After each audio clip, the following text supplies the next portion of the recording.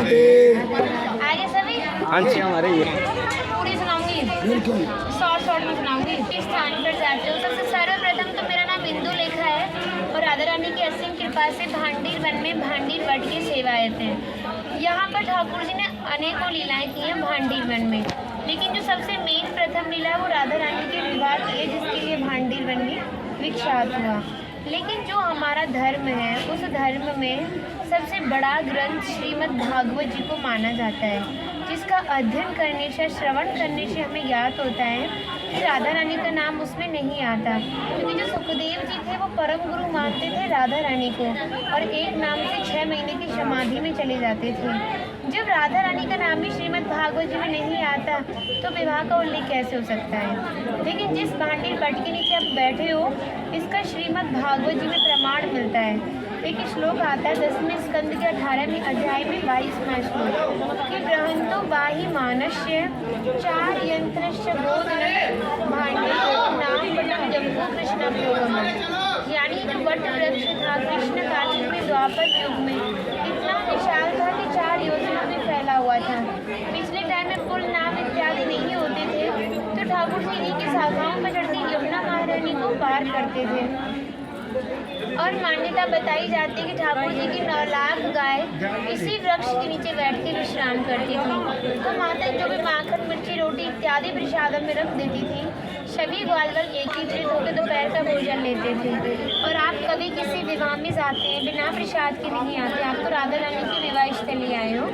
यहाँ पर राधा कृष्ण में भी मल्ल युद्ध हुआ था, उसमें यह तय किया गया कि जो भी हारेगा उसको भंडारा करना होगा।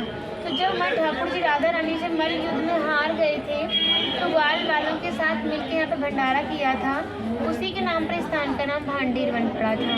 यहाँ पर यज्ञ पत्नियों ने भी ठाकुर जी को भोजन प्रसादी खिलाई है, क्योंकि ये जो भांडीर वन था ये पूरा मुंजाट वन था, जिसका श्रीमद् भागवत जी में एक श्लोक आता है कि विद्वान मुखेन तान पृच्छाद योगाधीशो व्योम च तापश्चति क्षो मणि पुनर्भांडीर मापिता। यानी पूरे जंगल में आग लग गई थी तो ग्वालवाल उसी अग्नि से जलने लगे।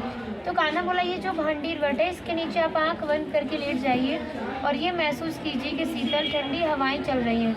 ठाकुर जी ने पूरे अग्नि को ही मुंह में पान कर लिया था।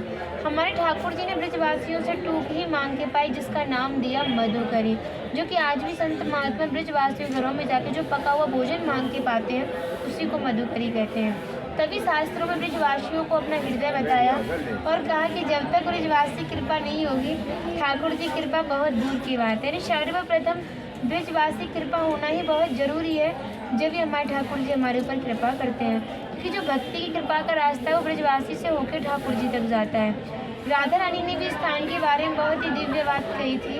कहा तो जब गुप्त वृंदावन आएगा वो मोक्ष को प्राप्त होगा। तो कान्हा बोले तुम इतनी बड़ी बात को कह रहे हो, लोग पाप करेंगे सीधे दौड़े भांडीर वन चले जाएंगे, क्योंकि आपने तो मोक्ष धाम ही भांडीर वन को कह दिया। तब हमारी लाडली जी ने कहा नहीं कान्हा, मैं जिसके ऊपर विशेष कृपा करूँगी, जिसके प्रति मेरे भक्ति भाव दोनों सच्चे होंगे और भक्त मेरे विवाह में उपस्थित होगा, वो भक्त कई बार वृंदावन जाएगा, जब जाकर गुप्त वृंदावन आएगा। और डायरेक्टली नहीं, किसी न किसी के माध्यम से स्थान तक पहुंचने के लिए माध्यम का होना बहुत ही जरूरी है। और शरद श्रेय भी माध्यम को ही लाता है, क्योंकि माध्यम ही हमें ऐसे दिव्य स्थान पर पहुंचाता है। जो भी भक्त भांडीर में प्रवेश करता है कि प्रसादी पाता है और एक रात्रि निवास करता है, वो इस ब्रज गौलोक धाम से ठाकुर जी के गौलोक धाम में जाता है। क्योंकि आदि वराह पुराण में भी इसका एक श्लोक आता है कि एकादशंतु भांडीरम, ब्रज में 12 वन है और 24 उपवन। तो जो 12वां वन है, वनों का मेन केंद्र हमारा वृंदावन है, और जो 11वां वन है वो हमारा भांडीर वन है। फिर कहा था योगी नाम प्रियम उत्तमम, संत महात्माओं को योगियों को ये वन अति प्रिय है। फिर कहा था कष्ट दर्शन मात्र, इसके दर्शन मात्र से ही नरो गर्भ न गच्छति, दोबारा किसी भी गर्भ की प्राप्ति नहीं होती। फिर कहा था भांडीरम समन प्राप्त बनाना वन उत्तमम, यानी ये जो भांडीर वन है ये सभी वनों में सबसे उत्तम और श्रेष्ठ वन है।